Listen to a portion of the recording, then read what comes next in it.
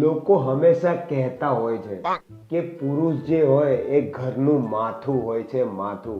પણ લોકો એ કહેવાનું ભૂલી જાય છે કે સ્ત્રીઓ જે હોય એ ઘરની ગરદન હોય, ગરદન. એટલે ગરદન જે બાજુ ફરે માથું તો એ બાજુ જ ફરવાનું. વખાણ કરું તારું વખાણ ટોન્ટ નહીં માથે હે. સમજી ગયા? વિજય, મારી જે ફ્રેન્ડ હતી ને કે જેના કારણે આપણે એક થયા, એ ગુજરી ગઈ. એને એના પાપોની સજા તો મળવાની જ હતી ને. સજની, તમારા વાળને થોડા ઓળી પણ લો. તમે પણ નહીં. બીજી વાર ખાવામાં વાળ આવ્યો ને તો સજની થી ગજની બનાવી નાખી.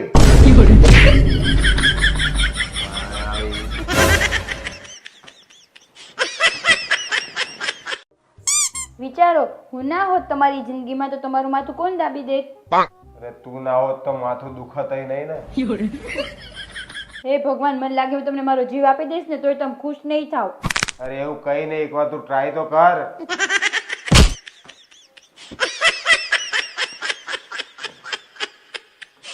તમને છે ને કોઈ કામ ઢંગનું કરતા નહીં આવડતું. કેમ, હવે શું કર્યું બાપા મેં? કાલ તમે જે ગેસનો બાટલો લગાવ્યો તો ને, હા લગાયા તો. એમાં મારું દૂધ 2 વાર ફાટી ગયું.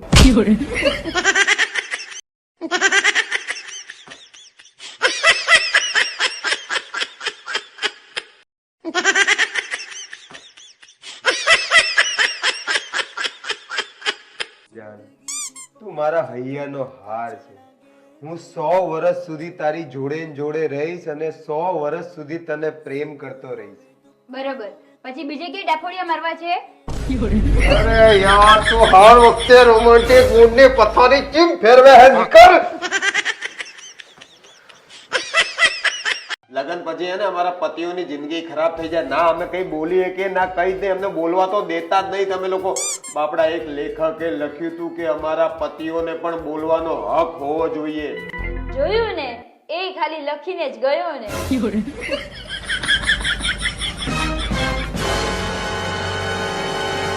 નહીં મેળ પડે આપણો.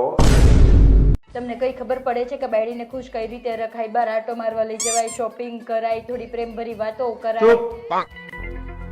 હવે મને એ નહીં ખબર પડતી કે મારે અપીલ કોણે કરવી, કેરી મિનાટીને કરવી કે ભારત સરકારને કરવી. ટિકટોક તો બંધ થઈ ગયું પણ આ પત્નીઓનું ટાક ટાક તો બંધ થતું જ નહીં. તમે આટલું રૂડલી મારી સાથે બિહેવ કરો છો. તમે ક્યારે એ વિચાર્યું કે મારા લગ્ન બીજા સાથે થઈ ગયા હોત તો? ના, કારણ કે હું કોઈનું ખોટું નહીં વિચારતો. દરેક પત્નીમાં ટોન્ટ મારવાની કેવી મસ્ત કળા હોય છે નહીં? હા, અને એ જ ટોન્ટ ના સાંભળવાની તમે જે એક્ટિંગ કરો છો ને, એનાથી પણ મોટી કળા છે.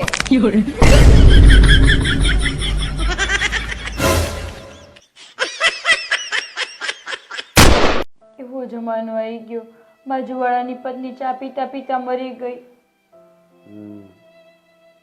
એ લોકો ચા પત્તી કઈ વાપરતા હતા? ખાલી પૂછું છું.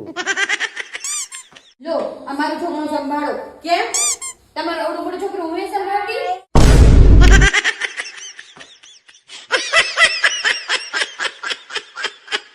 આ શું તમે બધા સામે મને 10મું ફેલ બોલો છો? હવે આવું ના બોલતા.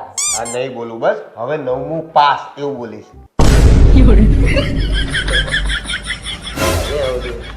હું શું કહું, આજે આપણે બહાર આયા જ છીએ તો હાલના બહાર ખાઈ લઈ. કેમ? તમને શું લાગે છે જમવાનું બનાવીને થાકી ગઈ છું? અરે એવું નહીં, હું વાસણ ઘસી ઘસીને થાકી ગયો છું. હાલના જમી લઈ.